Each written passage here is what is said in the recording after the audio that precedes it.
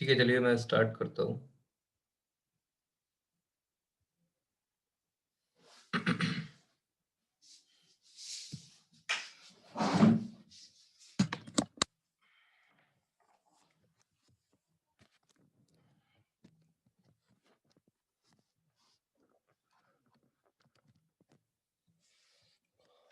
तो अपने लोग स्टार्ट करने से पहले जैसे लास्ट टर्न पे कल मैंने आपको मैसेज किया था, तो मैंने आपसे बोला था कि आप लोग फर्मी एनर्जी लेवल थोड़ा सा पढ़ कर आइएगा।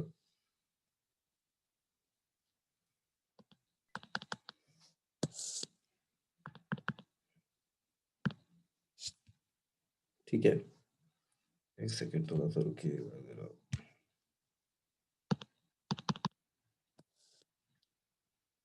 ठीक है, तो लास्ट टर्न पे जो हम लोगों ने एक्सप्लेन कर लिया था वो एक्सप्लेन कर लिया था जीनर डायोड के बारे में।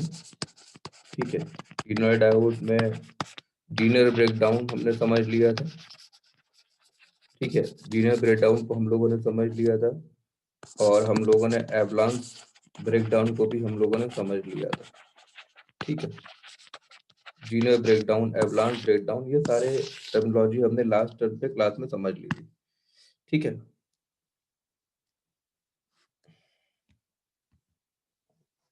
तो एक सेकंड थोड़ा सा रुकिए, जरा थोड़ा सा हैंग कर रहा है ये।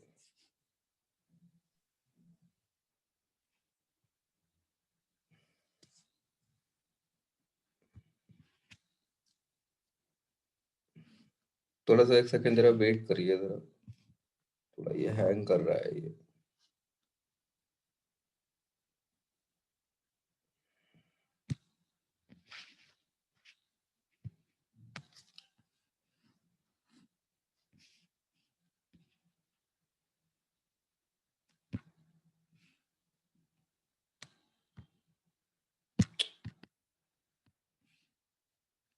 ठीक है, तो अब हम लोग जैसे कि नॉर्मल पीएन जंक्शन डायोड के बारे में हम लोगों ने पढ़ चुके हैं, पीएन जंक्शन डायोड के बारे में हम लोग पढ़ चुके हैं। ठीक है, और अब हमने आपको बताया था कि पूरी डायोड की फैमिली है जिसमें बहुत सारे डायोड्स हैं। जैसे पीएन जंक्शन डायोड हो गया, आपका जीनर डायोड हो गया। ठीक है, उसी तरीके से शॉटकी डायोड हो गया। ठीक है, उसी तरीके से आपका एलईडी हो गया। ठीक है, आपका फोटो डायोड हो गया। ठीक है, आपका सोलर सेल हो गया। ये एक पूरी डायोड की फैमिली है। टनल डायोड हो गया। ठीक है, तो ये पूरा एक डायोड की फैमिली है। तो इसमें हम लोगों ने अब तक सिर्फ दो डायोड कवर करे हैं। एक हमने जो डायोड कवर किया है वो आपका कवर किया है, that is an PN junction diode, और एक हमने कवर किया है जीनर डायोड। ठीक है, अब बेसिकली इसमें हम जो नेक्स्ट डायोड कवर करेंगे that is called as an Schottky diode. Next diode क्या कवर करेंगे हम? Schottky diode. ठीक है, अच्छा, शॉटकी डायोड हमने आपको बताया कि हम शॉटकी डायोड को कवर करेंगे, तो क्वेश्चन ये आता है कि शॉटकी डायोड और नॉर्मल पीएन जंक्शन डायोड में क्या डिफरेंस है, कि शॉटकी डायोड हमारा पिक्चर में क्यों आया। तो शॉटकी डायोड जो हमारा पिक्चर में इसलिए आया क्योंकि हमारा पीएन जंक्शन डायोड में एक एप्लीकेशन में कुछ डिसएडवांटेज था। तो सबसे पहले अगर हम थोड़ा सा पीएन जंक्शन डायोड को देखें, तो आपके सिलेबस में नहीं है पीएन जंक्शन डायोड कैपेसिटर, तो मैं तब भी थोड़ा बता देता हूँ। देखिए, पीएन जंक्शन जब आप क्रिएट करते हैं तो इस तरफ पी होता है और इस तरफ आपका एन होता है, और बीच में आपकी कोई एक डिप्लीशन लेयर है। ठीक है, यहाँ पे आपके क्या होंगे? नेगेटिव आयंस होंगे, और ये क्या है? पॉजिटिव। ठीक है, तो आपको दिख रहा है कि पॉजिटिव और नेगेटिव एक दूसरे से सेपरेटेड है, तो कहीं ना कहीं यहाँ पे कुछ कैपेसिटर बन जाता है। ठीक है, तो जब भी हम पीएन जंक्शन को फॉरवर्ड वाइज करते हैं तो तब भी ये डिप्लीशन लेयर हमारी प्रेजेंट रहती है, और जब हम रिवर्स वाइज करते हैं तब भी डिप्लीशन लेयर प्रेजेंट रहती है। आपको पता है फॉरवर्ड वाइज के केस में डिप्लीशन लेयर कम हो जाती है, और रिवर्स वाइज के केस में हमारी जो डिप्लीशन लेयर ये एक्स ऑफ डी है, इसकी वैल्यू क्या कर जाती है? इंक्रीज कर जाती है। डिप्लीशन लेयर अगर इंक्रीज कर जाएगी तो कहीं ना कहीं हमारे कुछ कैपेसिटेंस में क्या होगा? वेरिएशन होगा, क्योंकि कैपेसिटेंस के फॉर्मूले में C is equal to epsilon A divided by D आता है। तो इस तरीके से हमारा कैपेसिटेंस क्या करता है? वेरी करता है। तो अब क्या करते हैं कि जब हम पीएन जंक्शन डायोड को जब हम फॉरवर्ड वाइज और रिवर्स वाइज करते हैं, अगर हम किसी भी सपोज हम किसी एलईडी को ऑन कर रहे हैं, जैसे हमारा टारगेट ये है कि हमारे पास कोई एक एलईडी है। ठीक है, हमारे पास कोई एक एलईडी बल्ब है। ठीक है, हमारे पास एक एलईडी बल्ब है, उस एलईडी बल्ब जो कनेक्टेड है वो हमने कुछ सर्किट ऐसा बनाया कि वो एलईडी बल्ब हमारे डायोड से कनेक्टेड है। यानी कि जब हमारा डायोड ऑन होगा तब ये एलईडी लाइट हमारी ऑन होगी, जब डायोड हमारा ऑफ होगा तो ये एलईडी लाइट हमारी क्या होगी, ऑफ होगी। ठीक है, जब डायोड ऑन होगा तब ये एलईडी लाइट ऑन होगी, जब डायोड ऑफ होगा तो ये एलईडी लाइट हमारी क्या होगी, ऑफ होगी। मैंने बताया कि पीएन जंक्शन के अंदर क्या रहता है, एक कैपेसिटर रहता है, और आपको पता है कि कैपेसिटर क्या करता है, एनर्जी को स्टोर करता है। तो अगर आपने इसमें फॉरवर्ड वाइज वोल्टेज लगाया और फॉरवर्ड वाइज वोल्टेज लगाने पे ये आपका क्या हुआ, एलईडी ऑन हो गई। और आपको पता है कि डायोड के इंटरनल सर्किट में क्या आता है, कैपेसिटर आता है, और कुछ ना कुछ पर्टिकुलर एक रेजिस्टेंस भी होगा। तो आपको पता होगा कि किसी भी सिस्टम का टाइम कांस्टेंट क्या होता है, T is equal to R into C होता है। T is equal to R into C होता है। एलईडी को ऑन होने का मतलब ये होता है कि what is the meaning of on. On मतलब वो होता है कि कैपेसिटर हमारा चार्ज हो गया। ऑफ मतलब ये हुआ जब हमारा कैपेसिटर है, जो कैपेसिटर है, ऑन मतलब ये कैपेसिटर हमारा क्या हो गया, चार्ज हो गया, कैपेसिटर इज चार्जिंग। ठीक है, और ऑफ होने का मतलब हो गया कैपेसिटर हमारा डिस्चार्ज हो गया। तो क्या होता है कि इस पे बेसिकली डिफ्यूजन प्रोसेस भी होता है। तो जब हम नॉर्मल डायोड को की हेल्प से इस एलईडी को ऑन ऑफ कर रहा है, तो हमने फॉरवर्ड वाइज वोल्टेज लगा तो हमारी एलईडी ऑन हो गई।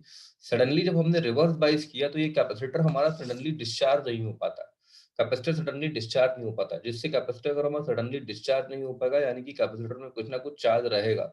जब कैपेसिटर में कुछ ना कुछ चार्ज रहेगा तो इस एलईडी को हम सडनली ऑन ऑफ नहीं कर पाएंगे। देखिए यहाँ पे एक केस ये देख लीजिएगा, एक होता है कि आपको एलईडी को ऑन करना है, एलईडी को ऑन करना है आपको हाई फ्रिक्वेंसी से, एलईडी को ऑन करना है आपको हाई फ्रिक्वेंसी से, और दूसरा केस है आपको एलईडी को ऑन करना है लो फ्रिक्वेंसी से। अब यहाँ पे हाई फ्रिक्वेंसी और लो फ्रिक्वेंसी का मतलब क्या है, आपको पता है टाइम टी इक्वल टू क्या होता है, 1/f होता है। अगर फ्रिक्वेंसी हाई होगी तो टाइम क्या होगा, कम होगा। हाई फ्रिक्वेंसी का मतलब होगा कि एलईडी को हमको सडनली ऑन ऑफ करना है, और लो फ्रिक्वेंसी का मतलब क्या होता है कि एलईडी को ऑन कर देना है, फिर कुछ टाइम बाद ऑफ हो जाएगी। यानी यहाँ पे टाइम क्या होगा आपका ज्यादा होगा, और यहाँ पे टाइम क्या होगा आपका कम होगा। तो अगर आप एलईडी को सडनली ऑन ऑफ कर रहे हो तो ये कैपेसिटर की जो चार्जिंग है, in the case of an diode, ये सडनली कैपेसिटर हमारा चार्ज और डिस्चार्ज नहीं हो पाता। इस वजह से ये जो नॉर्मल डायोड होता है ये बेसिकली हमारा हाई फ्रिक्वेंसी एनालिसिस के लिए यूज नहीं होता। जो नॉर्मल डायोड होता है वो हमारा लो फ्रिक्वेंसी एनालिसिस के लिए यूज होता है, क्योंकि लो फ्रिक्वेंसी में कैपेसिटर की चार्जिंग और डिस्चार्जिंग में हमारे पास सफिशिएंट टाइम होता है एलईडी को ऑन ऑफ कराने के लिए। जबकि हम हाई फ्रिक्वेंसी की बात करें तो हाई फ्रिक्वेंसी में टाइम, हाई फ्रिक्वेंसी के केसेस में क्या होगा कि हमारा टाइम बहुत कम होगा, और बहुत ही लेस टाइम में इस डायोड के अंदर का जो इनबिल्ट कैपेसिटर है, जो हमारा डिफ्यूजन और डिप्लीशन कैपेसिटेंस है। देखिए डिफ्यूजन इसमें कैपेसिटेंस दो तरीके के होते हैं, एक फॉरवर्ड बाइस में कैपेसिटेंस होता है और एक रिवर्स बाइस में कैपेसिटेंस होता है। जो फॉरवर्ड बाइस में कैपेसिटेंस होता है वो फॉरवर्ड करंट के कारण होता है, और आपको पता है कि पीएन जंक्शन में जो फॉरवर्ड बाइस में जो करंट होती है वो most widely current diffusion current होती है। तो डिफ्यूजन करंट की वजह से जो हमारा कैपेसिटेंस होता है वो डिफ्यूजन कैपेसिटेंस होता है। ठीक है, तो फॉरवर्ड बाइस में हमारा डिफ्यूजन कैपेसिटेंस हो गया और रिवर्स बाइस में हमारा डिप्लीशन कैपेसिटेंस हो गया। टोटल ओवरऑल कैपेसिटेंस क्या हो गया कि डिफ्यूजन और डिप्लीशन दोनों का क्या हो गया, पैरेलल कॉम्बिनेशन हो गया। तो इस केसेस में जो हमारे कैपेसिटर की वैल्यू बढ़ जाती है तो इस वजह से हमारा टाइम कांस्टेंट सिस्टम का क्या कर जाता है, बढ़ जाता है। अगर कैपेसिटर बढ़ गया तो सिस्टम का हमारा टाइम कांस्टेंट बढ़ गया। अगर सिस्टम का टाइम कांस्टेंट बढ़ गया तो उसका काम करने का रेट क्या हो गया, स्लो हो गया। क्योंकि टाइम कांस्टेंट बढ़ने का मतलब होता है कि किसी भी सिस्टम या किसी भी नेटवर्क का जो रिस्पांस है वो कैसा हो जाएगा, स्लो हो जाएगा। तो इसमें दोनों कैपेसिटेंस डिफ्यूजन और डिफ्यूजन कैपेसिटेंस प्रेजेंट होने की वजह से सिस्टम का टाइम कांस्टेंट बढ़ जाता है। टाइम कांस्टेंट बढ़ जाने के कारण इस एलईडी का जो सर्किट में अगर हम डायोड को कनेक्ट कर दें तो वो सर्किट की जो स्पीड होगी वो ओवरऑल हमारी क्या हो जाएगी, स्लो हो जाएगी। जबकि हम तो ठीक है, तो इसको हाई फ्रिक्वेंसी एनालिसिस के लिए हम यूज नहीं कर सकते। एलईडी सर्किट को हम डायोड के केस में लो फ्रिक्वेंसी एनालिसिस के लिए यूज कर सकते हैं। अगर हम दोनों पॉइंट को कंक्लूड करें तो नंबर 1 नंबर 2 यानी कि जो शॉर्टकी डायोड होता है, बस यही इंपॉर्टेंट पॉइंट है। शॉर्टकी डायोड जो यूज होता है वो आपका हाई फ्रिक्वेंसी एनालिसिस में यूज होता है। हाई फ्रिक्वेंसी जो स्विचिंग करनी होती है आपको, जब हाई फ्रिक्वेंसी स्विचिंग यूज करनी होती है तो हम किसको यूज करते हैं, we have to be use for an Schottky diode. ठीक है, जबकि नॉर्मल डायोड के केस में, नॉर्मल डायोड जो पीएन जंक्शन डायोड होता है उसको हाई फ्रिक्वेंसी स्विचिंग में हम यूज नहीं करते हैं। हाई फ्रिक्वेंसी स्विचिंग में हम नॉर्मल डायोड को यूज नहीं करते हैं। ठीक है, तो शॉर्टकी डायोड को हम यूज करते हैं। तो ये तो हमने शॉर्टकी डायोड को देख लिया कि शॉर्टकी डायोड, या ये पॉइंट याद रखिएगा, that is very important point, Schottky diode use for an high frequency project, ठीक है। अच्छा, अब ये तो हमारा हो गया शॉर्टकी डायोड, शॉर्टकी डायोड या Schottky barrier diode in high frequency project. अब देखिए, हमको पता है कि नॉर्मल पीएन जंक्शन डायोड कैसे बनाते हैं कि एक तरफ पी टाइप सेमीकंडक्टर मटेरियल होता है और एक तरफ एन टाइप सेमीकंडक्टर मटेरियल होता है, दोनों को जो आपका आईसी फैब्रिकेशन का प्रोसेस, डिफ्यूजन का प्रोसेस होता है, उसके हेल्प से हम दोनों को कंबाइन करते हैं और फाइनली हमारा एक पीएन जंक्शन बनता है। बट हम शॉर्टकी डायोड की बात करते हैं, if you are go from Schottky diode, अगर हम शॉर्टकी डायोड को देखें, शॉर्टकी डायोड, तो शॉर्टकी डायोड हमारा कैसे बना होता है? शॉर्टकी डायोड का मैन्युफैक्चरिंग क्या होता है, थोड़ा सा डिफरेंट है। शॉर्टकी डायोड क्या होता है कि एक तरफ हमारा क्या होता है, एक तरफ हमारा क्या होता है, मेटल होता है, और दूसरी तरफ हमारा क्या होता है, सेमीकंडक्टर होता है। अगर हम मेटल और सेमीकंडक्टर को कंबाइन कर दें तो जो हमारा डायोड बनेगा, that diode is in called Schottky diode. जबकि पीएन जंक्शन डायोड क्या था, जबकि पीएन जंक्शन डायोड क्या था हमारा, एक तरफ पी टाइप सेमीकंडक्टर मटेरियल था और एक तरफ एन टाइप सेमीकंडक्टर मटेरियल था। तो पीएन जंक्शन में दो सेमीकंडक्टर मटेरियल थे, पी और एन, जबकि शॉर्टकी डायोड में क्या हो रहा है, हमारा एक तरफ क्या है, मेटल है, और दूसरी तरफ क्या है, एक सेमीकंडक्टर मटेरियल है। मैंने आपसे कल मैसेज किया था कि आप लोग फर्मी एनर्जी लेवल डायग्राम को पढ़ लीजिएगा, और मुझे उम्मीद है शायद पढ़ भी लिया होगा आप लोगों ने। तो इस पॉइंट को थोड़ा फर्मी एनर्जी लेवल डायग्राम से ड्रॉ करने की कोशिश करते हैं। सबसे पहले हम मेटल का फर्मी एनर्जी लेवल ड्रॉ करते हैं। देखिए, मेटल का फर्मी एनर्जी लेवल ड्रॉ करूं तो सपोज मैंने ये मान लिया कि ये मेरा फर्स्ट पार्ट है और ये मेरा सेकंड पार्ट है। सबसे पहले मैं मेटल को ड्रॉ करता हूं। तो मैंने फर्मी एनर्जी लेवल के लिए क्या किया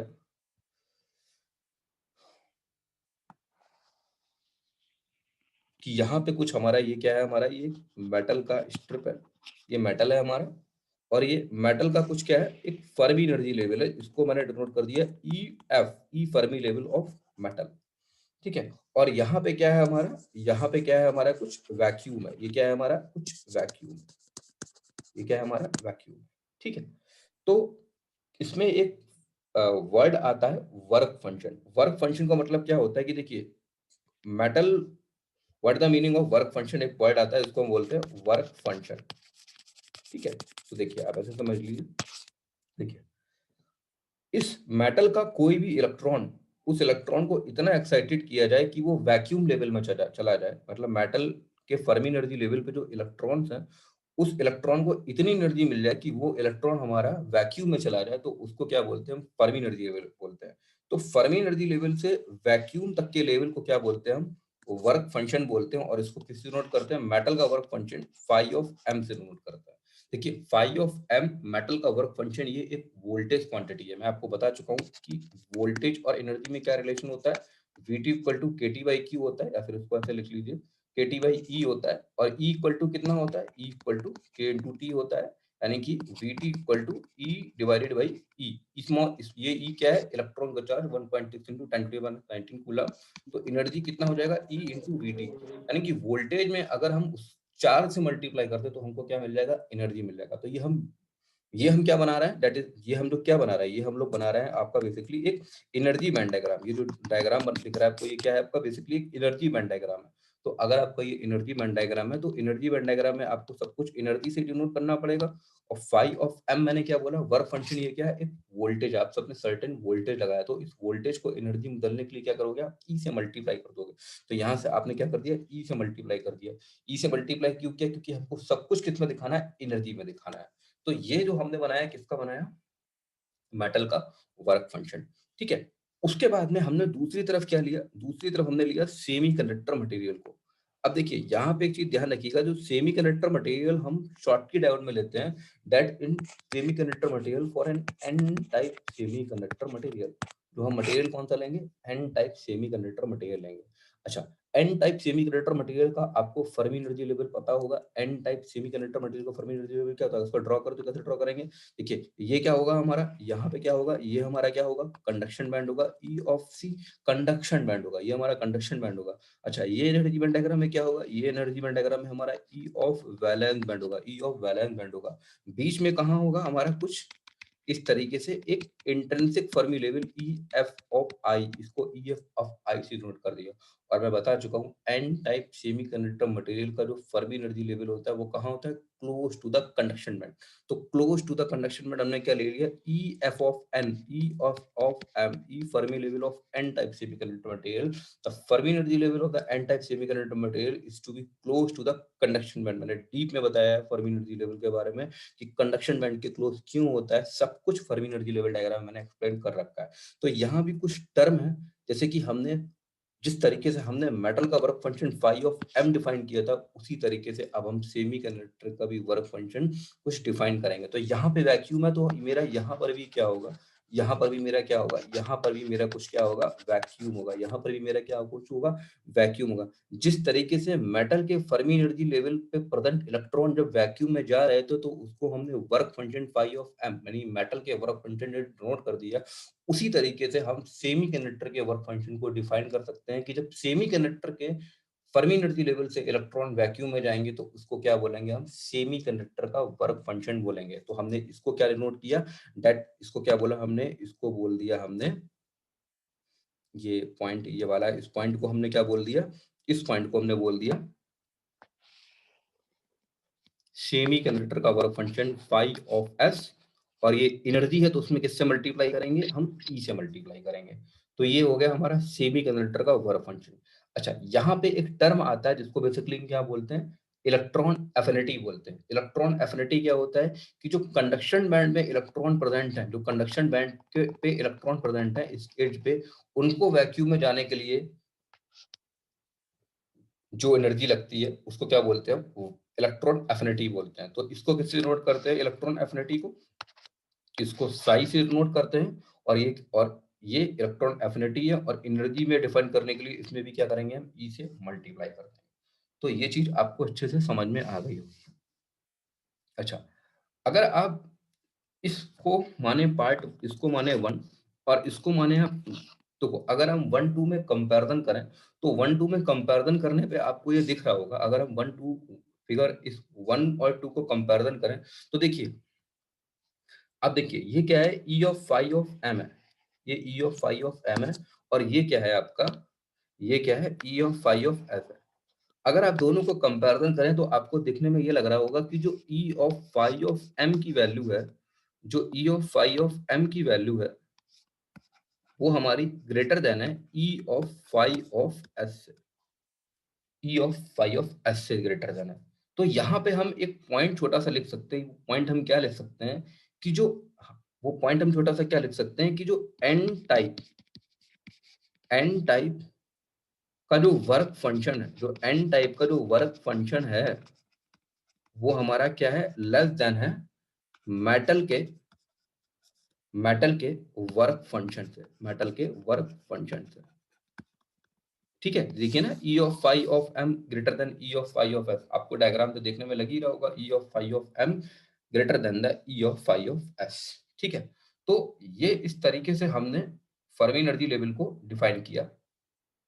ठीक है, अब थोड़ा सा हम क्या करते हैं, देखिए इसी फिगर को थोड़ा सा मैं और छोटा करूंगा इसको। देखिए ये जो वाला फिगर है, देखिए अभी क्या है कि हमारा हम आपको बता चुके थे, इसी तरीके से हमने ये कंडीशन भी पढ़ाया था आपको कि सबसे पहले हमारा क्या होता है कि दोनों के, चाहे पी टाइप सेमीकंडक्टर मटेरियल हो चाहे एन टाइप सेमीकंडक्टर मटेरियल हो, दोनों के फर्मी एनर्जी लेवल क्या होते हैं, सबसे पहले अलग अलग होता है। फिर क्या करते हैं हम कि दोनों के फर्मी एनर्जी लेवल को क्या करते हैं, कंबाइन करते हैं, यानी दोनों मेटल्स को क्या करेंगे, कंबाइन करेंगे। देखिए ना, दोनों के बीच में अभी क्या है, गैप है, हमारा मेटल एक तरफ है और हमारा जो सेमीकंडक्टर मटेरियल है वो दूसरी तरफ है।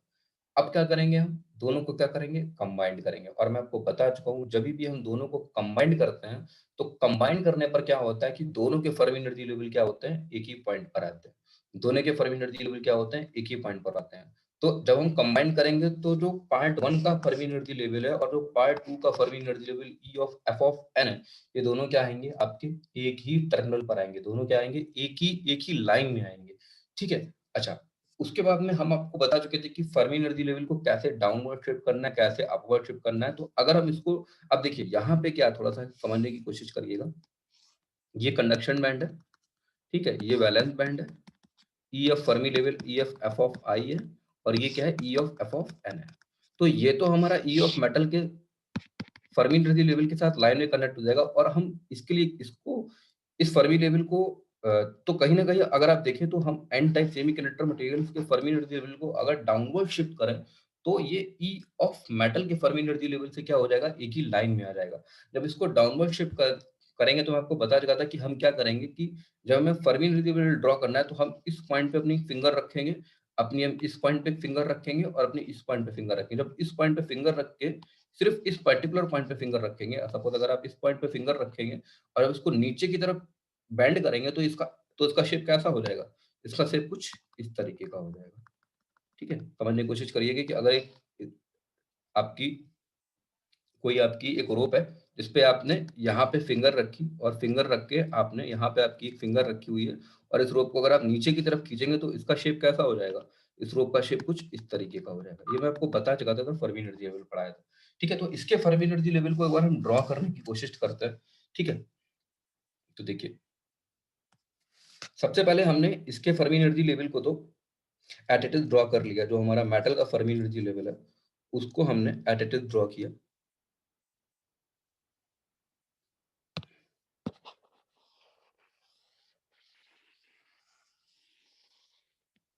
ठीक है?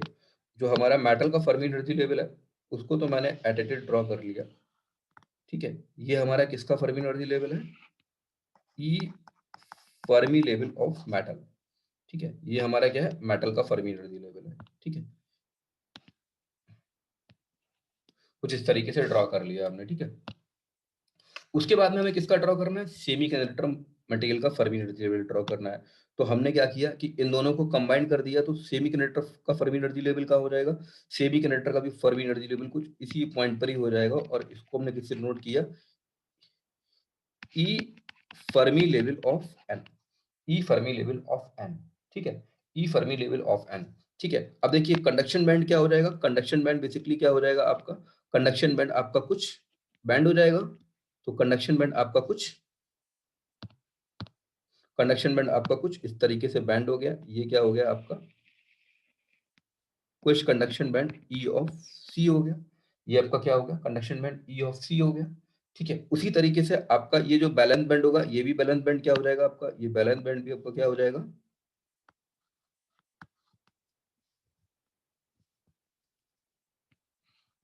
ये बैलेंस बैंड भी आपका क्या हो जाएगा? बैंड हो जाएगा। कुछ बैलेंस बैंड भी आपका क्या हो गया?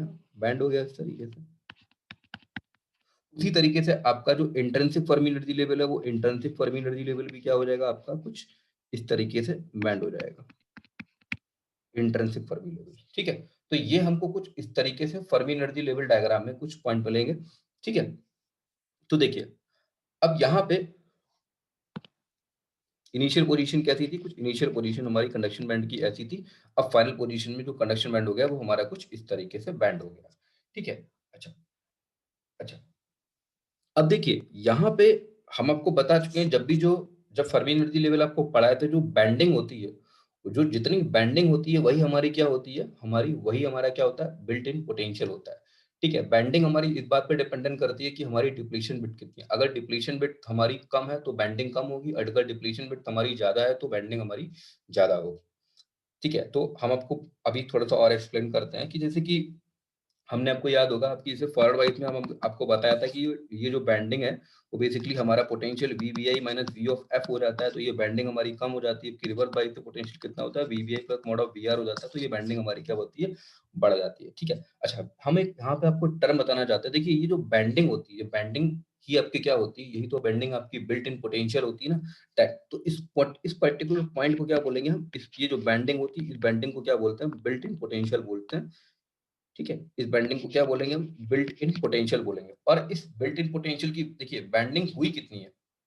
अगर हम बात करें जाए, तो हम आपसे पूछें कि what is the bending, bending हुई कितनी है?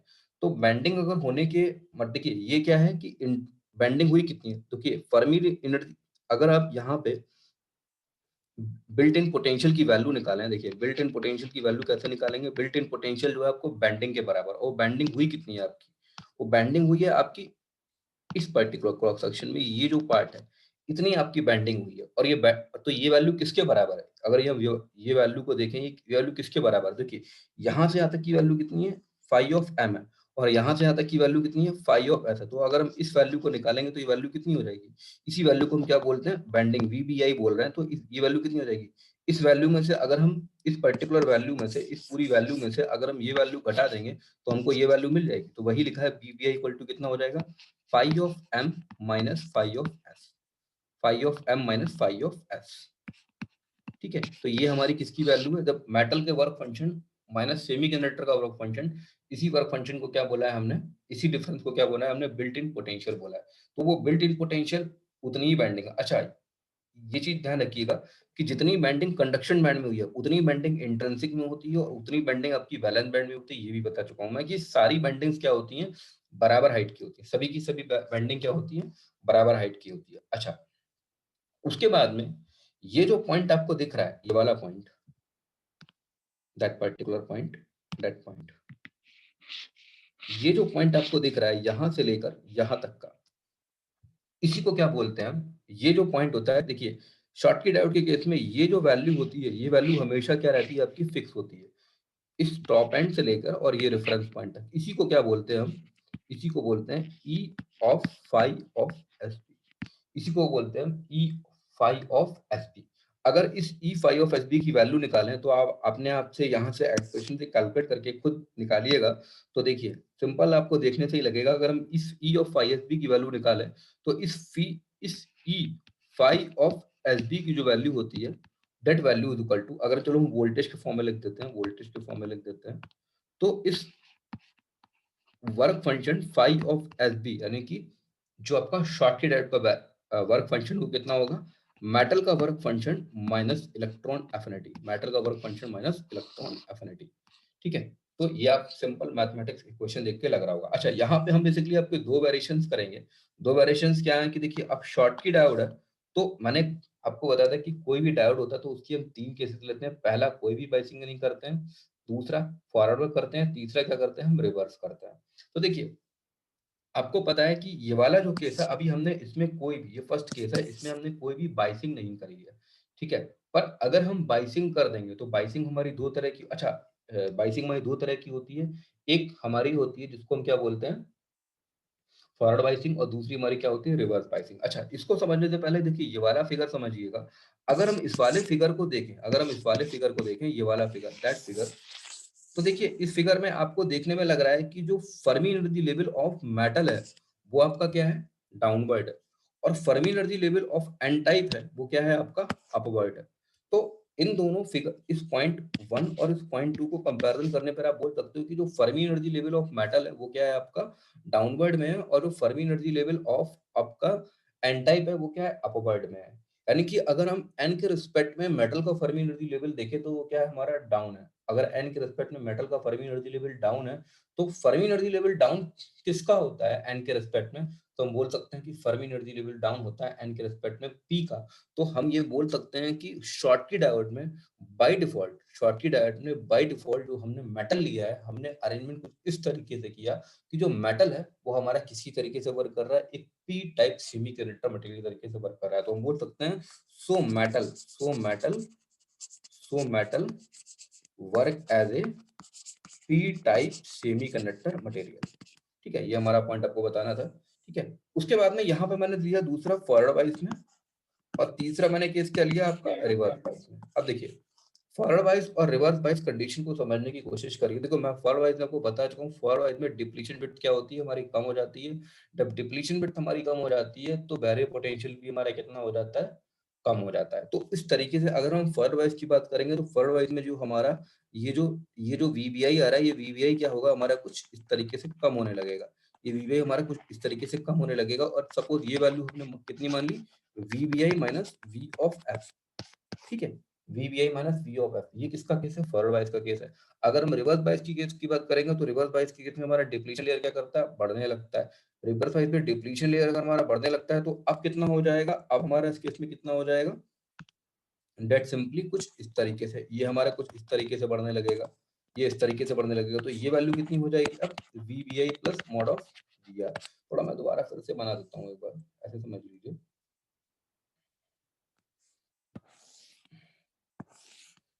ये मेटल है कुछ, ये इस तरीके से आपका फर्मी एनर्जी लेवल है of N type semiconductor material, ठीक है। ये कुछ इंट्रिंसिक का फर्मी एनर्जी लेवल है, ठीक है, और ये कुछ आपका वैलेंस बैंड का फर्मी एनर्जी लेवल है।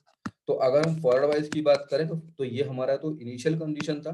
तो फॉरवर्ड वाइज की बात करेंगे तो ये जो हमारा वीबीआई है इसका हाइट क्या होने लगता है, कम होने लगता है, क्योंकि डिप्लीशन बिट का हाइट क्या होने लगता है, कम होने लगता है, और इसकी वैल्यू कितनी हो जाएगी, VBI minus V of F, ठीक है। तो ये किसका केस है, हमारा फॉरवर्ड बायस का केस है। अगर हम रिवर्स बायस की बात करेंगे तो रिवर्स बायस के केस में क्या होगा, ये फर्मी एनर्जी लेवल है, कुछ कंडक्शन बैंड इस तरीके से ये बैंडिंग है। तो रिवर्स बायस के केस में क्या होता है कि ये जो हाइट है ये हमारी हमारे कितने हमारे रहता है, बढ़ने लगता है, क्योंकि हमारा डिप्लीशन रिवर्स बायस के केस में क्या करने लगता है, इंक्रीज करने लगता है। तो ये हमारी वैल्यू कितनी हो जाएगी, that is VBI plus mod of VR, ठीक है। तो ये कुछ फॉरवर्ड बायस और रिवर्स बायस का केस था जो मैंने आपको एक्सप्लेन किया, ठीक है।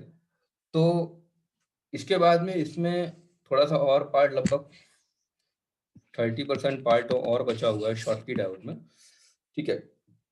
तो जो रिमेनिंग 30% पार्ट है वो मैं आपको नेक्स्ट क्लास में एक्सप्लेन करूंगा। कुछ 30% पार्ट बचा हुआ है, तो आपकी 2 क्लासेस और लगेंगी, 2 क्लासेस आपकी और लगेंगी, और फाइनली आपका यूनिट 5 का और यूनिट 4 का, कुछ यूनिट 5 का भी रिमेनिंग पार्ट, लगभग यूनिट 5 और यूनिट 4 आपकी दोनों साथ चल रही है, ध्यान रखिएगा, क्योंकि कुछ डायोड यूनिट 5 में है, कुछ डायोड यूनिट 4 में है। तो इस तरीके से हम मतलब 2 से 3 लेक्चर में ये यूनिट पूरी खत्म कर देंगे, ठीक है।